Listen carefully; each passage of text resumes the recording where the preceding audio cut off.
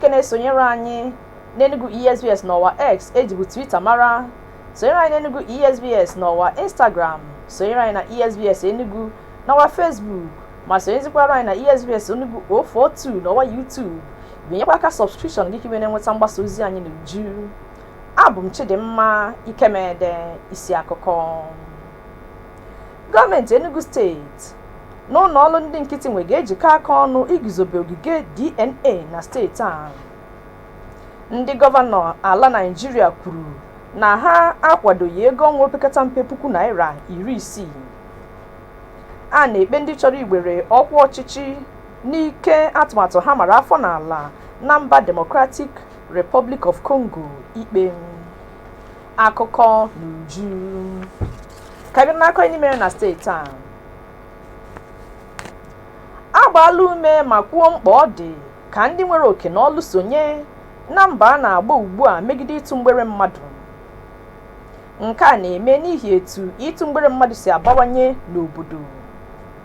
Onye nta akụkọ anyị bụ Judith Ohini wetara ozi na akpọrọ okwu a mgbe a chịkọbara ọgbakọ ọzụzụ otu ụbọchị nke ụlọọrụ na-ebu agha megide ịtụ mgbere mmadụ bụ ụlọọrụ National Agency for the Prohibition of Trafficking in Persons (NAPTIP) n'aha ịchafụ chịkọbara site na nkwado International Center for Migration of Policy Development ICMPD n'aha ịchafụ.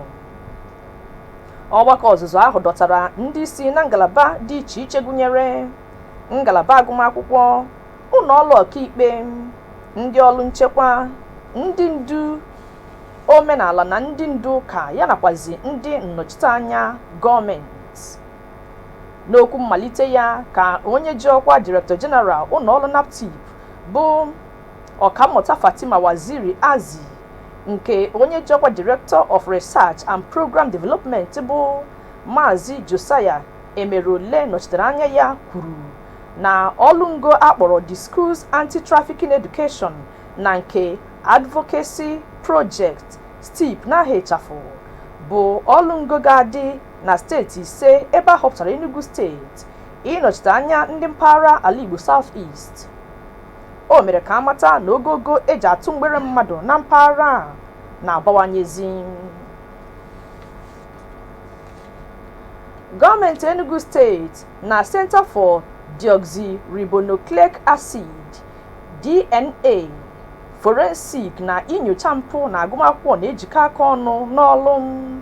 Kọmishọna na-ahụ maka ahụike bụ Ọkammụta Emmanuel Obi kwuru nke a mgbe ọ na-agwa ndị nta akụkọ ihe akpara maka ya na ọgbakọ ndị isi ọchịchị steeti achịkọbara nke ọ bụ aka na-achị Enugu steeti bụ Gọvanọ Peter Mbah nọ n'isi ya n'obi gọọmenti Enugu. Ọkammụta Obi kwuru na eguzobere ya n'ogige ụlọ akwụkwọ mahadum Godfrey Okoye University Enugu na ọ gbadokwara ụkwụ na ọganihu nchọpụta DNA na nyocha ndị adịbụghị n'ala. Onye ọzọ gbara ndị nta akụkọ okwu bụ Kọmishọna na-ahụ maka ọlụ na akụrụngwa bụ Engineer Gerald Otiji. O kwuru na gọọmenti steeti a na-alụ ihe eserese a ga-eji chọọ okporo ụzọ mma gụnyere itinye ọkụ street light na ikpochapụ oghere pothole kpamkpam n'okporo ụzọ niile dị n'Enugu steeti. Ụlọọrụ na-ahụ maka ije awele bụ ụlọọrụ Federal Road Safety Corps FRSC n'aha ịchafụ nke ngalaba Enugu steeti agbaala ume na ijikọ aka ọnụ n'ọlụ ndị otu Corporate Online Chapel nke otu Nigerian Union of Journalists NUJ n'aha ịchafụ nke ngalaba Enugu steeti ma kọwaa mgbasa ozi ọwa online dịka ndị na-ekwu maka okwu akpụ n'ọnụ. Onye ji ọkwa Sector Commander nke RS 9.1 FRSC nke ngalaba Enugu steeti bụ Adeyemi Sokumbi gbara ume a mgbe ọ nabatara ndị otu Corporate Online Chapel otu NUJ ndị bịara hụ ya n'ụlọ ọrụ ya. Maazị Sokumbi kpupere nye na kemgbe ya bidoro ọrụ n'ụlọ ọrụ ya na ya eguzobela ihe niile n'uju iji wetulata ihe mberede okporo ụzọ na steeti a ma yọọ ndị nta akụkọ ka ha nyochaa ozi ha nke ọma tupu ha ekpupe ya nye ọha na eze ma gbochie iduhie ndị mmadụ ụzọ. akpọlitela ọkammụta Romanus Ezeokonkwo ji ọkwa osote Vice Chancellor Administration ụlọakwụkwọ University of Nigeria Nsụka dịka onye kajigodo ọkwa Vice Chancellor ụlọakwụkwọ ahụ. Onye na-ahụ maka mmekọrịta ụlọakwụkwọ ahụ n'ọhaneze bụ Maazị Okunomakụ kpupere nke a nye ma kwuo na mkpebi ahụ bụ nke e nwere n'ọgbakọ 422 ọgbakọ ukwu Senate ebe mmadụ 3 ji ọkwa osote Vice Chancellor zọrọ ọkwa ahụ. Omakụ kwuru na-achịkọbara ntuliaka ahụ n'izuụka ebe ọkammụta Ezeokonkwo tuoro ugo ma were ọkwa site n'aka ọkammụta Charles Igwe, onye nke nọzuru oge ọlụ ya dịka Vice Chancellor ụlọakwụkwọ ahụ.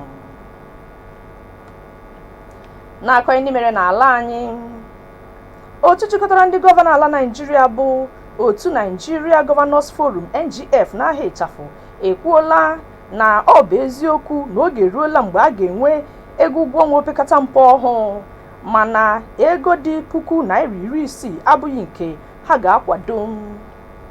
Onye kajigodo ọkwa Acting Director na mgbasa ozi n'ọhaneze otu NGF bụ Hajia Halima Ahmed n'ozi ya na Abuja mere otu jikọtara ndị ọlụ ebere n'ihi mbọ ha na-agba maka inweta ego ụgwọ ọnwa opekata mpe ọhụụ. Ahmed gara n'ihu gbaa ha ume ka ha cheta na ndị lagoro ezumike nka n'ọlụ ga-esonyekwa n'ego ụgwọ ọnwa opekata mpe ma bụrụkwa nke ga-eweta ịkpatụ ọtụtụ ihe aka n'ogogo dị iche iche. Na ESBS Enugu ka akọ ndị a si abịara gị, akọ ndị fọrọ ga-abịa na ịnachite azụ. Biko apụkwala.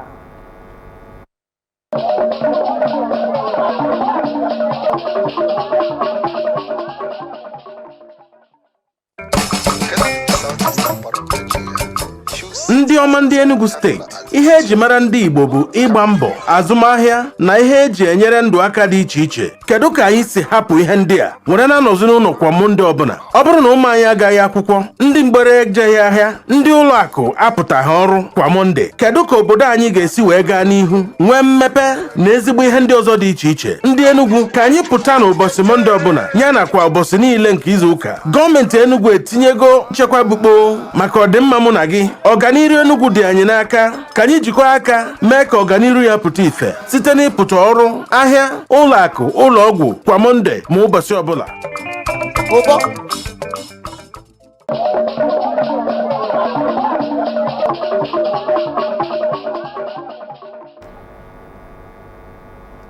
Daalụ dịka ị na-aga n'ihu n'isonyere anyị n'akọ ndị fọrọ afọ. Biko sonyere anyị n'Enugu ESBS n'ọwa X ejibu Twitter mara, sonyere anyị n'Enugu ESBS n'ọwa Instagram, sonyere anyị na ESBS Enugu n'ọwa Facebook, sonyekwara anyị na ESBS Enugu 042 n'ọwa YouTube. Binyekwa aka subscription gị ka nweta mgbasa ozi anyị niile n'uju. Ka anyị gaa n'ihu n'akọ ndị anyị ji n'aka. Ndị ọlụ n'ọlụ Economic and Financial Crimes Commission EFCC n'aha ịchafụ nke Benin ejidela mmadụ 3 bọrọ mmadụ ego na mmemme elimozu. Ụlọọrụ EFCC kpupere nke a nye n'ọwa x.com ha ma kwuo na a ga-akpụpụ ha n'ụlọ ikpe na emecha nyocha. N'akụkọ si mba ofesi, amalitela ikpe mmadụ 51 gụnyere ndị mba Amerịka 3 eboro ebubo ịnapụ onye isi ala ọchịchị n'ike na mba Democratic Republic of Congo n'ọnwa gara aga. A gosiri ikpe ahụ n'ihe onyonyo TV nye ọhaneze ebe a gbasakwara ya n'igwe redio. Na mmechi, onye ọma na-esonyere anyị isi akụkọ ọzọ. Gọọmenti Enugu steeti na ụlọọrụ ndị nkịtị nwe ga-ejikọ aka ọnụ n'ọlụ iguzobe ogige DNA na steeti a. Ndị gọvanọ nọ n'ala Naịjirịa ekwuola na ha akwadoghị ego ọnwa opekata mpe $60,000 ebe anyị mebukwara ka ịmata na a na-ekpe ndị chọrọ iwere ọkwa ọchịchị n'ike atụmatụ ha mara afọ n'ala ikpe na mba Democratic Republic of Congo. Ọgụba akụkọ mmalite anyị n'ehihie a na ESBS Enugu. Abụ m Chidimma Ikemede. Biko gakwa n'ihu na-esonyere anyị n'Enugu ESBS n'ọwa X ejibu Twitter mara. Sonyere anyị n'Enugu ESBS na ọwa Instagram. Sonyere anyị na ESBS Enugu n'ọwa Facebook. Sonyekwara anyị na ESBS Enugu 042 n'ọwa YouTube. Binyekwe aka subscription gị ka ime na-enweta mgbasa ozi anyị n'uju. Abụ m Chidimma Ikemede. Ka emesịa.